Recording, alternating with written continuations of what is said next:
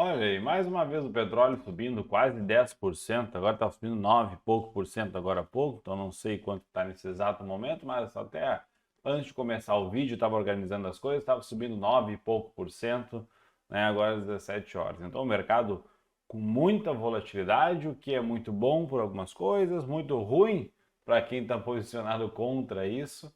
A volatilidade é algo que assusta muita gente, mas pode remunerar nossa carteira de uma forma muito bacana, principalmente quem opera com opções. É uma das coisas que mais faz o preço das opções mexerem, seja para cima ou para baixo.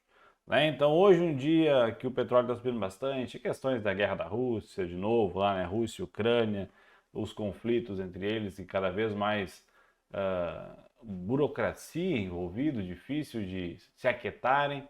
E é aquilo que a gente já falava há bastante tempo, né? Provavelmente isso não vai começar hoje e terminar amanhã, é uma coisa que vai se alongar por bastante tempo. E quem fica de olho em commodities, principalmente quando a gente está falando de um país que produz muito trigo, muito milho, como a Ucrânia, por exemplo, e toda aquela região, Rússia, Bielorrússia, aquela volta e até mesmo a Ucrânia, tem um forte impacto global na questão de commodity agrícola, na questão de fertilizantes e também de gás natural e petróleo. Então, não é qualquer outro país brigando lá por interesses fronteirísticos que não, né, que é famoso, não é ninguém, né, não querendo falar mal de outros países, mas ali são coisas que impactam. Então, a gente pode sim ter uma pressão nos preços das commodities, como já parece que está tendo, mas enfim, vamos ver o que vai acontecer, o que aconteceu no vídeo de hoje.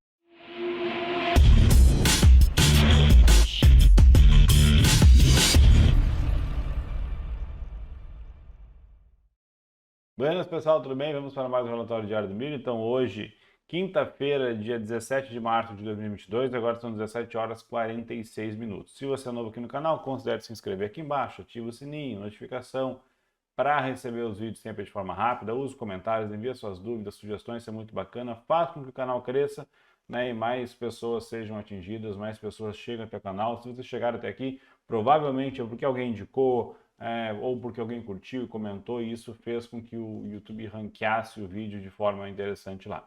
Tá bom? Então, assim, a questão que eu estava falando da Rússia ali, né, tanto a Rússia quanto a Ucrânia é um país que produz muito petróleo. A Rússia, no caso, é um país que produz muito petróleo, que dá lá 10, 11% da demanda mundial de petróleo.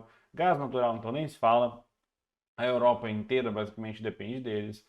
Né? Então, quando tem questões políticas de gás natural envolvido ali, de petróleo envolvido ali com a Rússia, isso afeta a demanda mundial de petróleo, porque, pelo menos no curto prazo, ninguém tem, né, a capacidade de gerar, de produzir ou de extrair o petróleo, de fornecer o petróleo, né, que eles fornecem. Agora, também está tendo questão de que a própria Arábia Saudita está conversando com a China, né, para fazer negócios em Yuan. A própria Rússia vai fazer negócios com a China em Yuan também. Então isso traz uma outra coisa que eu já comentei em alguns vídeos, que eu comentei até esses dias, eu fui viajar, gravei pouco vídeo que eu estava viajando, e eu estava conversando com meu pai até sobre isso, e eu falei para ele uma questão que foi a seguinte: imagina a seguinte situação. Eu sou um país, né? Vamos lá, eu fundei um país agora aqui, o país Guilherme, tá? Então, a partir de hoje existe um país Guilherme. Olha que egocentrismo, o cara botar, narcisismo, botar o nome do país dele mesmo. Enfim, país Guilherme. Tá, beleza. E o que que acontece? Fundei esse país, tá, beleza. E aí eu, né, como um país, eu sou um país pequeno, um país lá subdesenvolvido, um país pequenininho e tudo mais, e eu quero ter boa parte das reservas do meu país em uma moeda de troca, né, uma reserva cambial boa e em cima uma moeda estável, uma moeda segura. Né? Eu vou fazer o que? Eu vou comprar dólar. É o que eu, Guilherme, pessoa física, faço. E é o que eu, Guilherme, país, também faria. Então eu, como um país, teria lá alguns bilhões de dólares guardado, né, para usar esse dinheiro para N motivos internos meus lá, interno e externo. Vamos supor que eu faça alguma coisa, eu tenha alguma ideia de fazer alguma coisa, eu não estou falando de guerra, qualquer coisa que eu venha a fazer, que vá contra o interesse dos Estados Unidos, se eu estou, no caso, falando de dólares americanos, e os Estados Unidos não gostam do que eu estou fazendo, e por motivo que quer, né, que motivo que justificar, acharem justificáveis lá, eles simplesmente vão falar: Guilherme, nós não concordamos com o que tu está fazendo, assim, assim, assim, assado, não podemos impedir isso, não vamos entrar em guerra e tudo mais, mas o que nós podemos fazer aqui é bloquear teus bens que tu tens em dólares americanos aqui. E aí vão lá e bloqueiam as reservas que eu tenho nos Estados Unidos. O que que isso gera? Isso gera várias coisas, mas principalmente o seguinte: traz um plano Collor, né, em ação aqui, se tratando de país. Então, quer dizer o quê? Se o país não for de acordo com o que os Estados Unidos pensam ou concordam, é o que eles querem, o interesse deles, eles podem simplesmente pegar e bloquear meus dólares americanos. Isso é ruim. Então, eu, país, não vou mais ter dólares americanos, vou ter aqui a minha reserva em ouro, em seja lá o que for, em moeda minha própria aqui, e vou, quando precisar fazer negócio, converter isso aqui, né, no mercado e acabou. Então eu tenho interesse de fazer tais coisas, eu vou ter o meu dinheiro e pronto, não vou ficar dependendo de outros países estarem de acordo. Então isso gera uma coisa muito grande chamada desconfiança, né? O risco, o medo. Qual é o risco de hoje eu, China, hoje eu, Irã, Arábia Saudita, hoje eu, Índia, né? Qualquer outro país lá, Paquistão, ter reservas em dólares, sendo que a Rússia, que tinha reservas em dólares, os Estados Unidos foram contra a Rússia fez algo que todo mundo condenou, inclusive os Estados Unidos, e os Estados Unidos foi lá e bloqueou esse dinheiro. Então, por que que eu, como eu falei, Arábia Saudita, China, Índia, vou ter moedas, reservas em dólares americanos? Porque se amanhã ou depois eu querer fazer algo de meu interesse e eles não concordarem, eles podem bloquear os meus dólares. Então, isso quer dizer o quê? Isso gera uma certa desconfiança no mercado de até que ponto? Cadê o livre mercado? Cadê a economia livre que não tem viés político, né? Então, desse jeito tem um viés político, não é livre. Eu posso bloquear se eu achar que está fazendo algo errado, mas até que ponto isso é saudável? Até que ponto a máquina da economia é saudável nesse ponto? Ela não tem que julgar ninguém, né? E outra, eu não estou defendendo que a Rússia, eu não estou defendendo nada, estou falando que isso que os Estados Unidos fez pode ter sido um tiro no pé muito grande. Eu comentei isso com o pai. Ele pode ter feito isso porque fez com a Rússia. Beleza. Se amanhã ou depois a China inventa de invadir Taiwan, que nem estava todo mundo falando, e os Estados Unidos vai bloquear os dólares da China para impor sanções com a China, igual fez com a Rússia, se eles fizerem isso, basicamente eles vão estar dizendo para o mundo o quê? Quem fizer algo que a gente não concorda, se tiver dólares americanos, nós iremos bloquear suas contas. O que as pessoas vão fazer? Não quero ter dólar. Pelo menos os países, né? Pelo menos os que não estão alinhados com os Estados Unidos em interesses, vão falar o quê? Eu não quero dólar americano, eu vou lá fora. E aí, a partir desse momento, tu começa a ter uma derrocada de uma hegemonia. Porque até então todo mundo enxerga como os Estados Unidos o ser supremo, o seguro, tem a liberdade, né? O dinheiro fica lá, tá tudo certo, eles vão zelar por isso, até que ponto, né? Então, tudo isso tem vários impactos no mercado. Eu começo a ler essas notícias de que a Arábia Saudita está negociando com China, a Rússia negociando com China direto, outros países negociando com moedas locais entre eles ali, e eu começo a sentir, talvez a nossa geração presencie uma troca de poder aí mundial. Eu já venho falando isso há muito tempo, que a China ainda vai acabar assumindo muita coisa. Não estou nem feliz, nem triste. Acho que para nós não vai mudar muita coisa aqui no Brasil, né? Isso é uma coisa que eles vêm construindo devagarinho há muito tempo. Mas enfim, vamos ver o que aconteceu no mercado aqui, né? O que a gente tem? Eu vou mudar minha tela aqui. Vamos lá. Ibovespa hoje subindo 1,77%, dólar caindo 0,86%, DI caindo 1,29% aqui. Milho, contrato K com 0,40 de queda e o boi caindo 0,61. Café com 0,37 de queda e a soja subindo 1,20. Lá fora, bolsas americanas, né, de forma geral, subindo. SPI, Dow Jones e Nasdaq, as três subindo na casa de 1,20.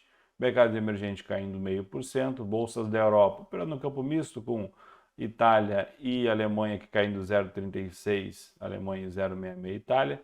O resto tudo em alta, as bolsas da Ásia em alta também, e o dólar index perdendo um pouquinho de força aqui, voltando para 0,39 para trás. Né? Então, títulos americanos aqui, ontem saiu decisão de taxa de juros Brasil, 11,75, regra de Taylor deveria estar em 14 ponto alguma coisa, né? Ou seja, deveria ser essa a taxa de juros ideal para o Brasil, que é uma taxa de juros onde nem estimula a economia, ou seja, nem está baixa demais, e nem contrai a economia, ou seja, está alta demais. Lembrando que a gente já falou sobre isso, sobre ciclos, que quanto maior a taxa de juros, mais ela contrai a economia, quanto menor a taxa de juros, mais incentiva a economia, mais inflação se gera, porque mais barato está o dinheiro. Né? Só que a regra de Taylor, que é uma, não vou entrar em caso matemático, mas que calcula isso, deveria dizer, não, melhor, diz que 14 ponto alguma coisa, não me lembro o valor exato agora, é o valor que deveria ser o meio termo para a economia, para a taxa de juros baseada na economia brasileira. Está baixo. Então, se está baixo, teoricamente ainda está incentivando a economia e isso pode gerar mais inflação ainda. Né? Claro, tudo é matemática. Vamos lá, então, a gente tem ouro e prata subindo também, commodities. Vamos baixar aqui, né? Não que ouro e prata não seja, né? Mas vamos lá. Petróleo WTI subindo aqui 9,10 nesse momento. Então, uma alta muito forte aqui. Não parece que não estão se acertando o pessoal lá na Europa. E o petróleo dá uma paulada aqui e já sai de 90 e pouquinhos aqui para 103, tocando aqui nessa média móvel aqui em cima, tentando romper ela. É um ponto, inclusive, para venda, né? Quem pode pensar aqui em vender, pode cair ali. Milho subindo 3,36 na Bolsa de Chicago, a soja com 1,17 de alta, também impactado tanto pela questão da Ucrânia lá e do milho, local deles, quanto pela questão do petróleo. Né? E os portos fechados, a logística e tudo mais lá. Falando que a Ucrânia tem que plantar, tem que dar jeito de plantar, senão piora mais ainda. Café com 0,64 de queda, algodão subindo 1,7. Nós temos aqui cobre subindo 2,08 e a parte de minério subindo um pouquinho aqui, 0,54 Iron Ore e BHP, Rio Tinto aqui subindo 1,5 e 1,11. Mineradoras aqui, ConocoPhillips subindo 4% e ExxonMobil com 2,66 de alta. Então, como eu já falei, a gente pode se expor a petróleo através do contrato futuro, através de opções de contrato futuro também. Pode se expor a petróleo através de empresas correlacionadas a petróleo, ExxonMobil, ConocoPhillips, Chevron, e aí tem um monte. Pode se expor a petróleo através de ETF de petróleo, como o USO, United States Oil, né, que é o WTI, ele trabalha em cima do contrato futuro de petróleo, que é barato, 40 e poucos dólares, 50 e poucos dólares, se não me engano é o preço dele, então é bem fácil de operar, tem liquidez, dá para operar opções. Lembrando que amanhã também tem vencimento de opções nos Estados Unidos, que é um dia que é um vencimento quádruplo, se eu não me engano, tem um vencimento bem, pode trazer bastante volatilidade. Mas vamos lá. Milho, CCMK gráfico semanal. Hoje é quinta, quase sexta. Então, olha lá, gráfico semanal, ele está fazendo uma barra para baixo ali, ao lado de uma barra um pouco mais fraca, então o milho querendo corrigir. Se o milho corrigir, ele tem espaço para cair aqui até os 100, né, 99 alto, 99 um pouquinho aqui. R$100 mais ou menos aqui sem muito problema. Né? Ele teria que romper esse fundo aqui, que é onde ele bateu. Eles botaram no gráfico diário, dá para ver mais fácil, esse fundo está aqui, ó. Um fundo aqui, subiu outro fundo aqui. A gente já tem aqui dois topos, o segundo não é bem um topo porque não rompeu, você vai ter um topo a hora que romper para baixo aqui. Eu estou vendido aqui, por aqui assim, mais ou menos, né? E sigo vendido. Né? Não finalizei minha operação, apesar de que lá fora subiu, blá blá blá. Aqui no Brasil ainda não encerrei minha posição, porque graficamente lá subiu 3%, mas aqui não subiu 3%. Né? Então tá bom, beleza.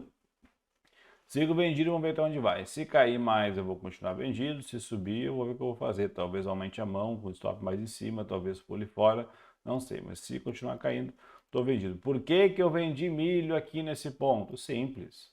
Simetria de risco. Né? Então, se eu botasse no gráfico semanal, olhava o quê? Para eu ganhar dinheiro comprando aqui, eu vou ter que botar um stop aqui embaixo. Poxa, olha o tamanho dessa puxada que ele tem que dar aqui. E aí, para isso aqui valer a pena, eu teria que ganhar aqui 30 pontos no milho. É meio inviável sonhar com isso tão alto agora, depois de uma alta dessa. Agora, se eu vender milho aqui, eu boto um stop aqui em cima, eu boto um stop aqui de 2 pontos e pouco, e qualquer correção que ele venha até aqui já dá 5 pontos, se for até a média dá 8, 9. O que fica mais, o que é mais vantajoso? É mais fácil eu apostar, pagar 15 para ganhar 30 depois que já está quase no final da festa, ou melhor, vou mudar a analogia, pagar 100 reais para entrar na festa quase no final da festa, né? Ou pagar 2 reais, vamos botar uma coisa mais parelha, 10 reais antes de começar a festa, acreditando que pode começar a festa e se começar, tu pode ganhar 100 reais. O que vale mais a pena? Queimar 10 pila, né? Um bilhete ali de loteria, 10 pila, ver se vai ou não, acreditando que pode acontecer isso, que tem uma chance grande, ou pagar 100 para entrar no finalzinho e comer salgadinho frio e cerveja quente. Então eu prefiro pagar 10 reais ali, e se for, a gente ganha, tá? Então a simetria de risco está para baixo aqui. A gente também tinha lá um estocástico bem subcomprado, um gráfico diário, ele estava tentando fazer a segunda perna, e eu falo bastante desse famoso TBTL, 10 bar, 2 legs, isso aqui volta, e também a famosa correção de duas pernas. O mercado dá uma puxada, e aí faz uma correçãozinha de duas pernas aqui, cansa, e aí depois ele vê se vai dar outra puxada ou se vai lateralizar, até mesmo reverter. Mas essa reversão de duas pernas é muito provável, tem uma alta probabilidade de acontecer em alguns cenários, principalmente depois de uma puxada bem forte. Está fazendo aqui. Eu não vendi a primeira perna porque eu precisava saber se isso ia ser uma correção de duas pernas. Quando ele subiu e começou a enfraquecer aqui, chegou num ponto bacana de venda, eu falei, eu vou vender, né? E espero que caia. E foi aonde muita gente comprou. Que bom, porque me deram liquidez. Né? Muita gente comprou, por quê? Porque ele subiu, voltou, vou fazer um pullback, né? Melhor, isso aqui é um pullback de alta, boto um stop aqui atrás e vou subir. Beleza, não está errado. Só eu acho que o contexto não era favorável aqui. A gente estava longe, agora a média está mais perto, porque ele lateralizou, mas quando estava aqui, a média estava aqui embaixo. Estava longe pra caramba de uma média para comprar, a média estava aqui próximo a esse topo.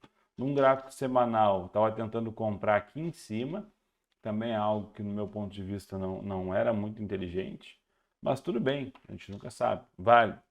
É diferente de eu enxergar isso aqui, um pullback, e comprar aqui, por exemplo. Aqui é um pullback interessante.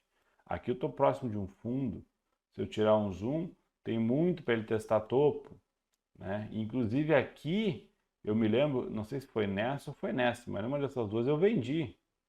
Vendi por quê? Porque eu enxerguei tudo isso aqui caindo e ele deu uma puxada só e eu imaginava que poderia acontecer uma correção de duas pernas também aqui. Não aconteceu, fui estopado, vida que segue. Ele fez outra correção mais forte aqui em cima, que foi onde bateu nesse topo aqui.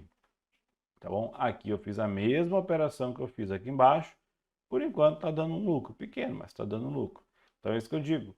Não dá para ficar, deu certo, não deu certo aqui, não vou fazer mais. Não, consistência. Pode ser que continue, pode ser que faça.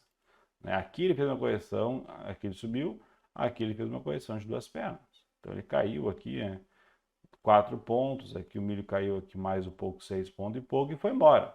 Pode ser que ele amanhã ele suba aqui, sexta-feira termine no 106. Não sei, mas pode acontecer. Tá bom? Então, por enquanto, sigo vendido. A simetria de risco estava favorável, estava interessante. O estocástico tá voltando aqui. Se chegar nesse ponto aqui e ele começar a se enrabiscar demais aqui ou perto da média, eu pulo fora da operação. E aí espera, se voltar mais um pouquinho, eu vendo de novo. E assim vai. Tá bom? Boi, BG. Vou botar o BG Food. Gráfico diário foi embora para baixo. Né? Então, lembra que eu falava que está bem parecido com a operação do milho lá fazendo aquela. Deixa eu dar uma limpada nisso aqui. Estava bem parecido. Não é barra de estudos. Fazendo aquela correção de duas barras, duas pernas, para baixo, para cima, para baixo de novo. Então tá aqui, ó. Então tava com uma médiazinha um pouquinho levantada, tudo bonitinho, mas estava bem interessante também o movimento da venda ali, comentei várias vezes. E outra, assimetria de risco jogando a favor da venda. Bota no gráfico semanal, jogava a favor da venda para vir pelo menos aqui, ó, nos 335, 330 e poucos aqui. A diferença aqui em relação ao milho, o que que é? O boi aqui está mais contraído, né? Então não tem um gap tão grande de média, não tem uma distância tão grande da média para ficar tão assimetria de risco tão favorável para venda.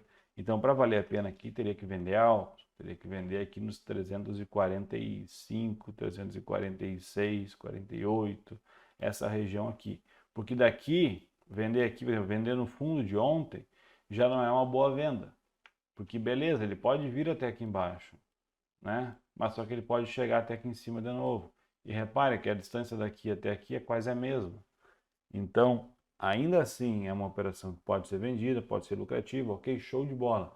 Mas a relação risco-retorno não é das melhores. Tá? Então, por isso que é algo interessante. Porque o stop ideal está acima dos 350. Então, a gente tem que considerar o seguinte. Em vez de pensar, eu vou entrar para ele tentar ganhar 2 pontos, tem que pensar o seguinte. Onde é que está o stop? 350 mais. Beleza, 350 mais. Show de bola.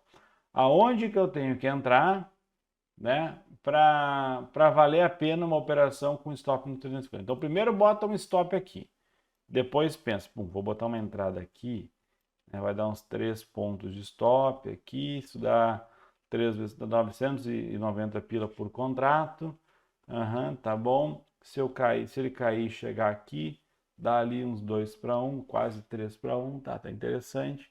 Fica bacana, beleza. Então eu boto uma ordem de venda de boi aqui nos 347, com um stop acima dos 350. Tá feita a minha venda. Acabou. Ah, mas está caindo, eu vou vender aqui embaixo. Então tem duas opções. Ou vende aqui e puxa o stop para cá, a chance de dar errada a operação aumenta muito. Ou vende aqui e espera cair mais e torça, né, para que ele caia mais e vale a pena operar com o stop lá em cima. Porque senão, o que acontece? Se a gente começar a fazer a operação com stop muito curto, fora do stop ideal, ou primeiro entra de qualquer jeito que está caindo, depois pensa no stop, há uma chance gigantesca de funcionar. E por incrível que pareça, lembrem disso. Nas primeiras vezes que fizer isso, né, vai funcionar. É uma coisa que chega a ser absurda. A gente fala assim, não faz assim, não faz assado, porque geralmente dá errado e no longo prazo não funciona. Aí a pessoa vai lá e faz, eu sei por mim, eu já fiz isso, a pessoa vai lá e faz exatamente daquele jeito errado. No primeiro dia que faz, ganha um monte de dinheiro. Aí pensa, porra, falar para não fazer esse negócio. Eu fui lá e fiz. Ganhei um monte de dinheiro. Uma, duas vezes ganhei um monte de dinheiro. E todo mundo falava que não dava certo. Isso dá certo. Então tem que fazer o contrário do que eles falam que dá certo. E aí vai lá e faz o contrário. Uma, duas vezes ganha dinheiro, na terceira perde tudo que ganhou no início e fica devendo. Né? Porque aí ganha confiança e aí tá feita a cagada. Então tem que tomar muito cuidado com isso. A simetria de risco sempre é importante. Eu não estou nem aí se eu errar 5, 6 operações na sequência. Porque eu sei que a próxima pode ser que recupere mais da metade ou quase tudo o que eu perdi antes. A simetria de risco é sempre interessante. Tá? Então, assim, quem está vendido no boi, parabéns, cuida a operação, gerencia ela, ele já rompeu esse fundo aqui, então ele pode fazer essa pernadinha aqui para baixo. Isso aqui tem mais ou menos quantos pontos? Aqui tem aqui uns 6 pontos. Se ele puxar uns 6 pontos para baixo aqui, pode vir aqui nos 330 e quanto aqui? 336. Aqui nesse ponto aqui é um possível alvo para o boi. Então, quem está vendido, independente do ponto que está vendido, rastreia esse ponto aqui. Se ele chegar aqui e começar a dar uma enrolada, dependendo da quantidade de contratos que fez, encerra, deixa um contrato aqui, né? E bota um stop bem curto. Que aí se ele romper aqui, beleza, ele rompe com um contrato e aí tu espera ele voltar um pouquinho e vende mais 2, 3 contratos, não sei qual é o tamanho da mão que usa, e aí espera que ele vá. Se ele voltar aqui e começar a querer voltar, tu encerra e estopa com um contrato. Então vamos supor que tu ganhou 10 mil na operação aqui, ele volta 2 pontos aqui, tu devolve 600 pila, 700 pila. Né? Isso dá 0,7% do teu montante de lucro aqui, então tá interessante. Né? Um pouco a gente deixa na mesa sempre, é normal.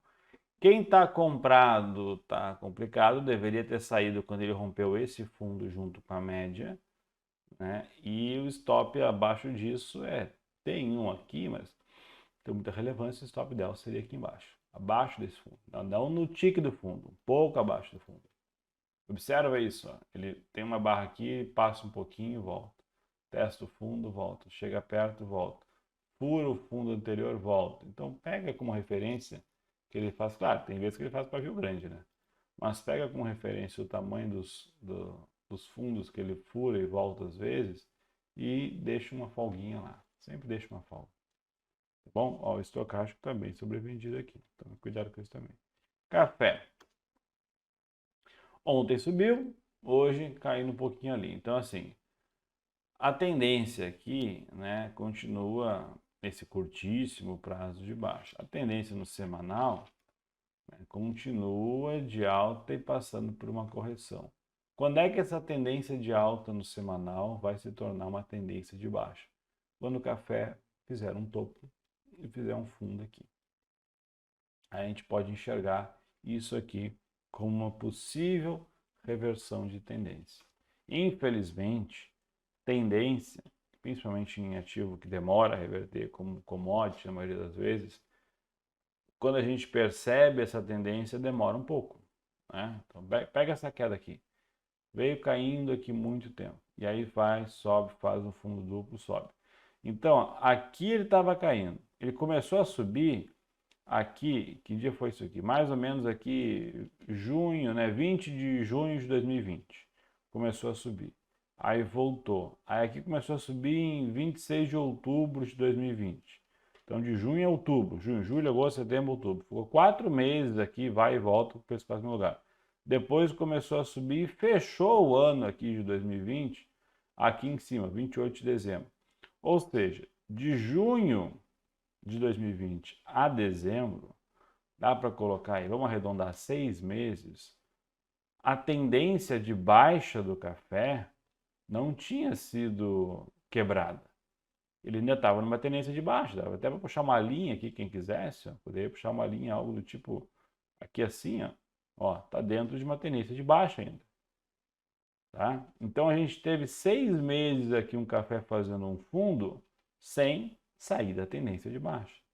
A partir daqui ele começou a subir, voltou, opa, subir, voltou. Aqui ele já está passando por uma lateralidade, já começa a enxergar uma lateralidade nesse ponto aqui.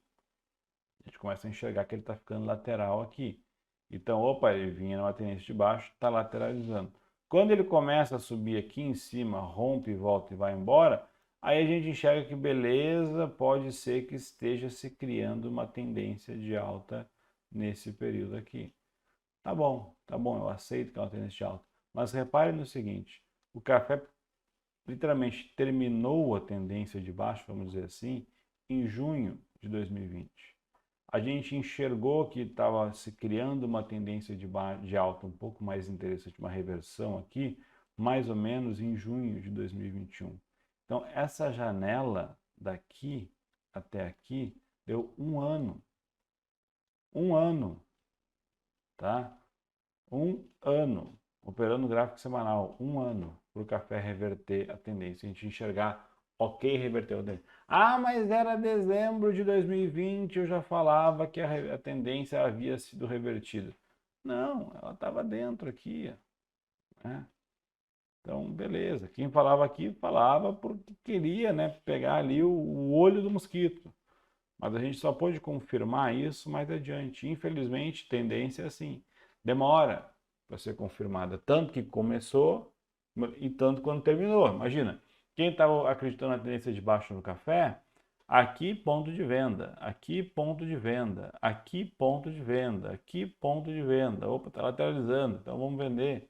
Até que ele vai e rompe, a pessoa fala, opa, peraí, tá esquisito isso aqui.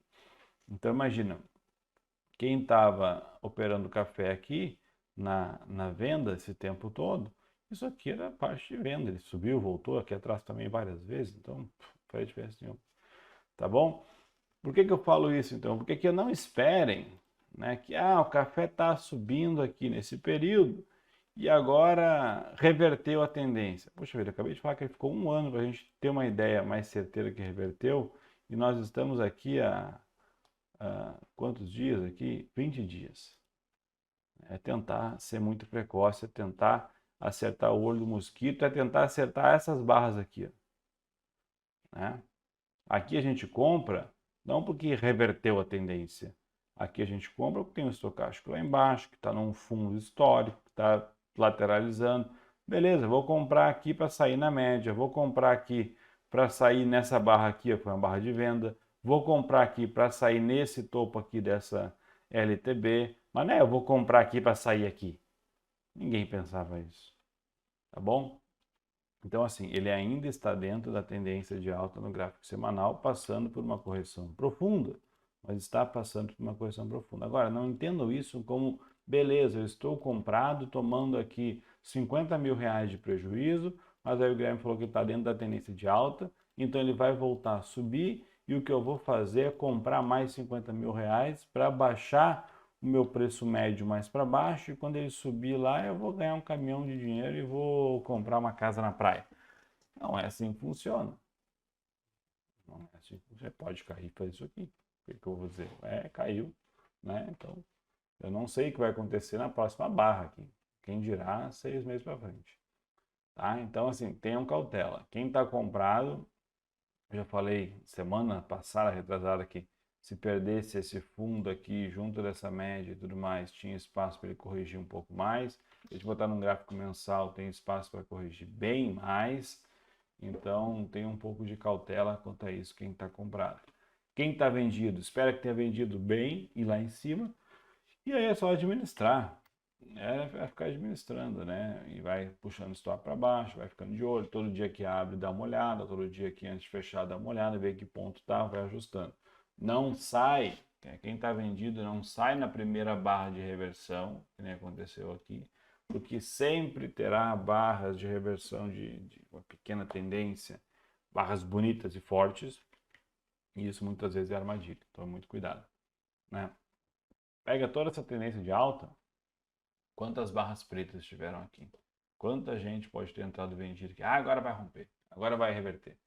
Então tome muito cuidado nesse tipo de coisa. Tá bom? Soja. Gráfico diário da soja, tocou na média lá, voltou um pouquinho. Então, como eu falei, aqui era um ponto de compra da soja. Aqui olha o gráfico semanal. Tá esquisito, né? Olha o gráfico mensal. Poxa, como é que eu vou comprar esse negócio aqui?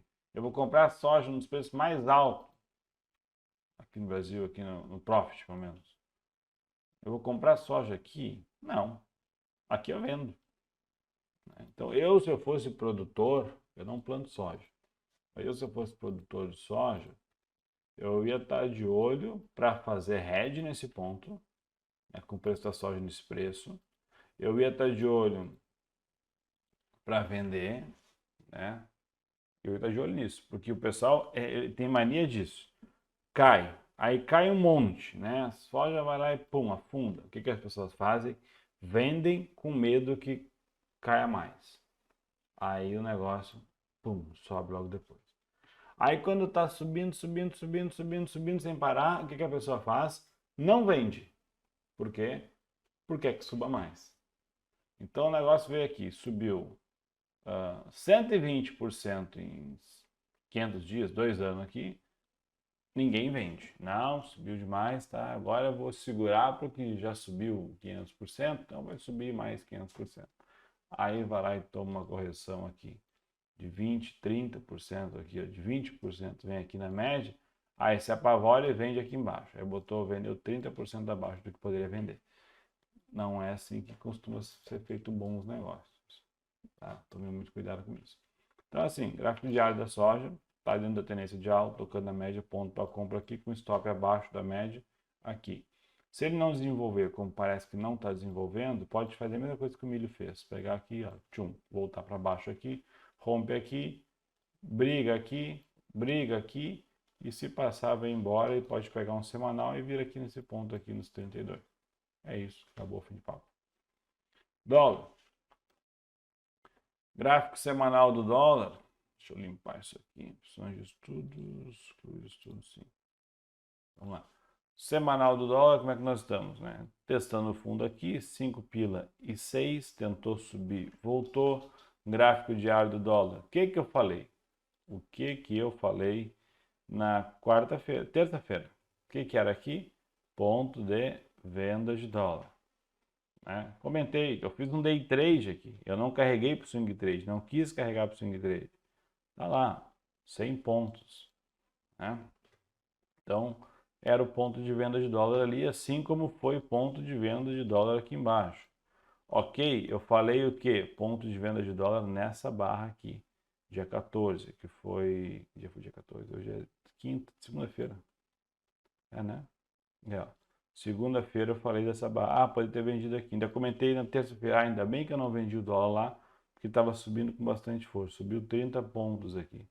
Ok, mas quem faz uma venda aqui tem que botar pelo menos para cima um stop no tamanho da barra aqui, ó.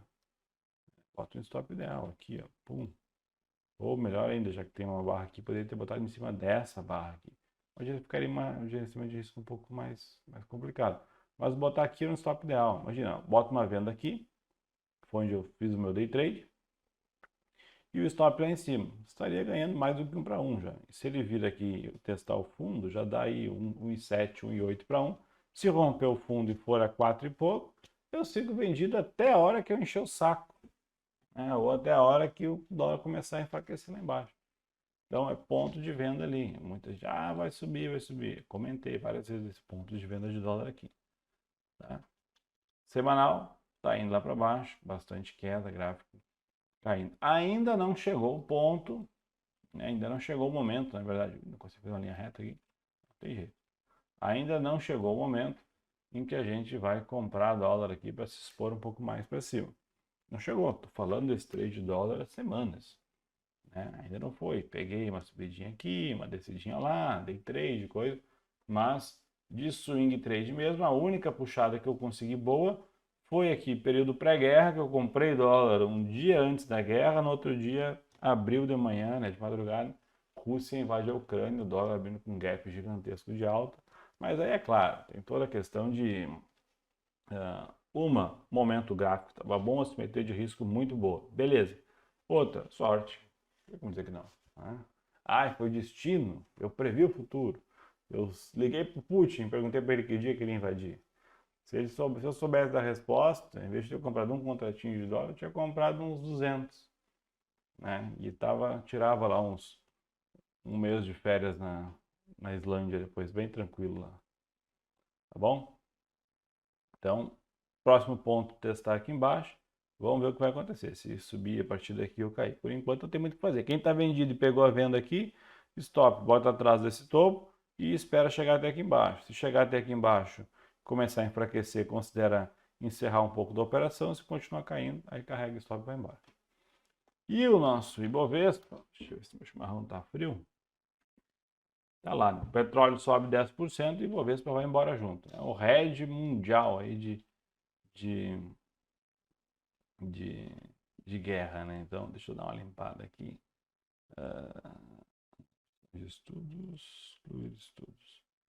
Tá lá, Ibovespa sobe, vai, volta, pum, faz uma barra de compra ali em cima do semanal. Se hoje fosse sexta-feira, muita gente compraria essa barra, o rompimento dela aqui, com um stop aqui embaixo gigantesco pra caramba, a tentar fazer o Ibovespa, né? Chegar aqui aos 100 e, olha, no olhômetro aqui daria 1 para 1, 2 para 1, daria quase aqui em cima. Então teríamos que chegar nos 125 mil pontos, ou seja, voltar para o topo de 2021 lá. O topo não, né? O topo de 2020 praticamente aqui, ou abertura de 2021. É algo bem interessante, considerando essa retomada que ele fez aqui e o tombo que ele tomou um tempo atrás aqui. Então tomou um tombo aqui de 20 e poucos por cento e aí já está subindo 12.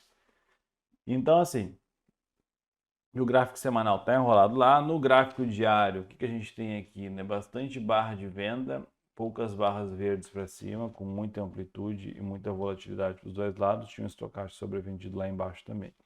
Então, por incrível que pareça e por mais intuitivo que seja a gente querer comprar pelo gráfico semanal, pelo gráfico diário, aqui, essa região toda é um ponto de venda. Então eu poderia vender Ibov aqui no topo do dia de hoje, por exemplo, com stop aqui em cima. Mas beleza, vamos ver se subir mais, é para aumentar esse ponto de venda lá para cima. Por que não comprar? Porque a simetria de risco aqui não está boa para compra também. Se cair mais aqui embaixo, aí ou por aqui, aí fica mais interessante para compra, assim como eu comprei aqui atrás e peguei boa parte dessa subida, começou a patinar, eu falei, hasta a vista, até a próxima, vamos sair fora. Isso aí, tá bom? Então assim, Bovespa, gráfico semanal está em cima da média, interessante, mostrou a venda aqui embaixo, recuou. O que seria essencial para a gente ter uma ideia aqui? A próxima barra. Semana que vem, se ele abrir e não conseguir romper essa barra aqui, isso aqui foi só fogo de palha. Aí a gente tem também aqui um estocástico bem sobrecomprado, pode aí pegar e pum, vir corrigir aqui embaixo. 100 e poucos mil pontos. Se ele subir, aí beleza, pode ganhar força e ir embora para cima com uma devida patinada aqui nos 115 mil pontos, que seria bem provável. Já no gráfico diário, subir um pouquinho a ponto de venda com stop acima do topo lá e esperar vir buscar um fundo de novo aqui embaixo. Ele pode ficar enchendo o saco aqui um tempão ainda. Tá bom? Então é isso. Basicamente, Bovespa é isso aí. E aí, Bovespa, quando eu digo, a gente pode se expor a várias ações também desse tipo. Olha quanto subiu o Bovespa hoje, olha quanto subiu o Cogna, por exemplo. E olha a tenda. Né? Lembra da tenda que ontem subiu um monte? Está aqui. Ó. Então é isso que eu digo. Ó. Eu falo lá, que não sei o que, né? Comentei que eu vendi lá o ativo e estava caindo pra caramba esse negócio. Foi o meu melhor trade do ano. Né? Um trade consciente, pensado, estruturado. Não foi sorte. Esse aqui eu quis vender por N motivos que eu já falei para vocês. Aí, 2 dias atrás, ele subiu aqui 10%. Muita gente tem esse apavorado e sai fora. O que eu fiz? Nada. Eu pensei comigo mesmo. Mudou o cenário. Por que eu vendi tenda?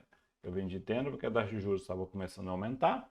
E quando a taxa de juros começa a aumentar, geralmente setores construção civil, varejo, setores onde contrai muita dívida, né? Precisam pagar muita dívida, financiamento e tudo mais, construção civil é um deles, geralmente cai, desaquece a economia. As pessoas constroem menos, compram menos casas, blá, blá, blá. Quando a taxa de juros está baixa, isso é o contrário. Pega 3 anos atrás, 2 anos e poucos atrás, quando a taxa de juros chegou a bater 2%, sai na cidade de vocês, você deve estar vendo, os prédios não são construídos em 2 dias. Quantos prédios tem? Aqui do lado, na minha janela, aqui tem um condomínio gigantesco de luxo sendo construído da Melnick aqui. Então, o que acontece? Quando a taxa de juros está baixa, tem muito financiamento, muita construção. A taxa de juros aumenta muito, tem menos construção, as construtoras faturam menos, obviamente os lucros caem, leiam-se, o preço das ações tendem a cair. Fiz isso, fiz a operação de venda no setor imobiliário baseado nisso. Aí, 2 dias atrás, sobe lá 10% e pouco. Mudou a taxa de juros, caiu a taxa de juros para fazer o ativo subir, começou a incentivar o setor imobiliário, coisa. Não. Ontem sai taxa de juros aumentada lá para 11,75. Aí hoje vai lá e pum, cai mais 7,11%. Não mudou nada. Então, sempre vai ter barras bonitas dentro de uma tendência. Então, sigo vendido. Vou ficar vendido até quando? Até quando eu ver que o setor imobiliário está interessante, está barato, está começando a mudar as coisas, o pessoal está começando a ter mais dinheiro para comprar, construir, reformar, etc. Pode ser que o setor imobiliário se beneficie por isso, aquilo outro. O que a gente faz? Encerra a operação, entenda, quem sabe inverte a mão. Em vez de encerrar, só inverte a mão. Tira as garantias de lá, usa para outra coisa e vamos embora. Tá bom? Então tem que sempre, melhor coisa que tem, operar ciclo. Não é muito melhor eu fazer uma operação dessas bem estruturada e pensada, como eu fiz em venda de tenda, e aí o ativo cair aqui, por exemplo, do topo dele até agora, 80%, mas eu não vendi no topo, eu vendi mais aqui do lado, nesses topos aqui. E vender por aqui e ganhar, eu sei que está em 67%, 68% de lucro. É a última vez que eu vi, não vi essa semana. Mas vamos supor que esteja aqui 70%. É muito melhor fazer uma estrutura, pensar, calcular, fazer uma coisa bem de cabeça pensada e ganhar 70 e poucos por cento numa operação que eu posso olhar só de vez em quando, uma vez por semana eu dou uma espiada lá, a menos que o cenário mude, do que ficar todo dia fazendo operação, principalmente em ativo futuro alavancado, correndo risco gigantesco, algo do tipo. Eu prefiro muito mais assim. Então, eu queria muito ser lá multimilionário ou bilionário para ter dinheiro o suficiente para não operar basicamente nada de contratos futuros, só por esporte mesmo, né? E operar muito mais ações de empresas que eu conheço a dinâmica delas graficamente e em cima de ciclo de mercado. Ó, comprei Cogna 6, 7 meses atrás, não porque tinha caído demais ou porque fulano ou outro falou para comprar. Eu comprei porque eu acredito no projeto de negócio. Assim como eu acredito no negócio de Panvel. Comprei também. Né? E está caindo.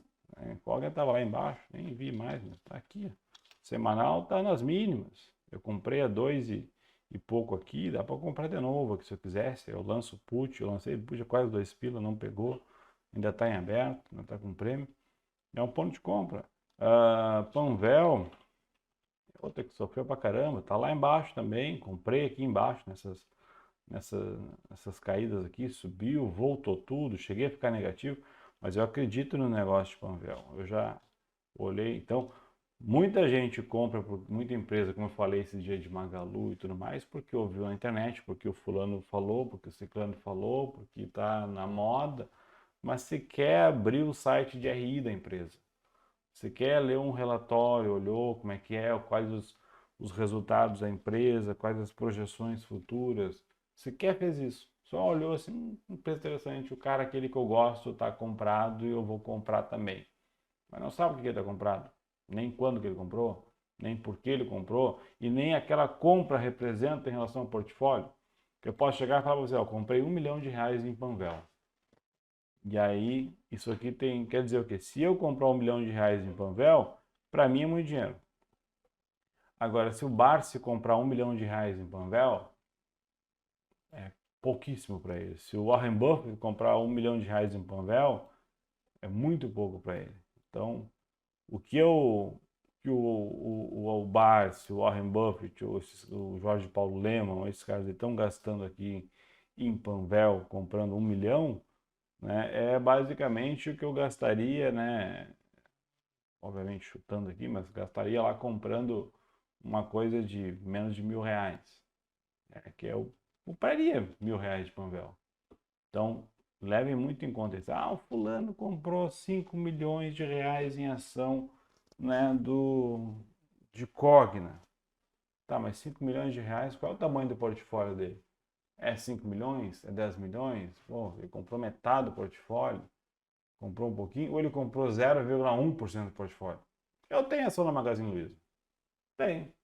Mas é 0,03% do meu portfólio, se eu não me engano. Ou 0, é quase isso. Agora deve estar, porque muda, né, por causa das cotações, mas é 0,0 alguma coisa.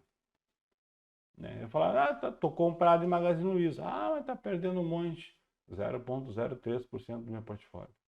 Nem mexe no saldo. Então, cuidem muito isso. Né? Saibam por que estão entrando e por que estão saindo. Entrem quando tomar a decisão, né? Toma a decisão de beleza, eu vou entrar por isso, isso, aquilo outro e vou sair quando? Quando isso acontecer.